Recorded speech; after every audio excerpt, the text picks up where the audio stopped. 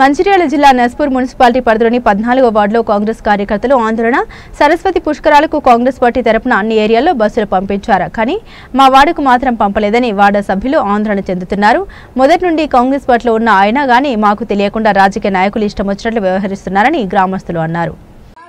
President గాని vice president గాని మాకు నిన్న పుష్కరాల స్థానం అని మాకు ఎవరు చెప్పలేదు. ప్రేమ్ సాగర్ రావు సార్ మాకు నిన్న మా పుష్కరాల స్థానానికి బస్సులు పెట్టినట్టు తెలిసింది, ఇలా తెలిసింది. మాకైతే ఎవరు చెప్పలేదు.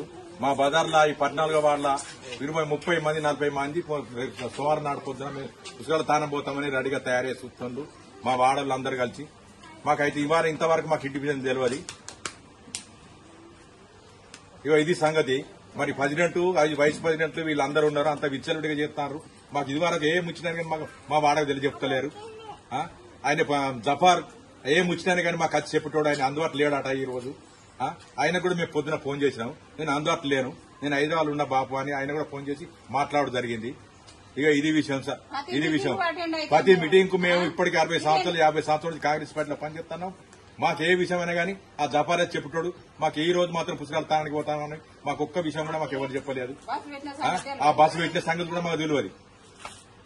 ఈ 14వ వార్డు నుంచి మా వాళ్ళు అందరూ కలిసి 14వ వార్డు నుంచి మహిళలందరూ స్థానానికి పోతామని వాళ్ళు తయారు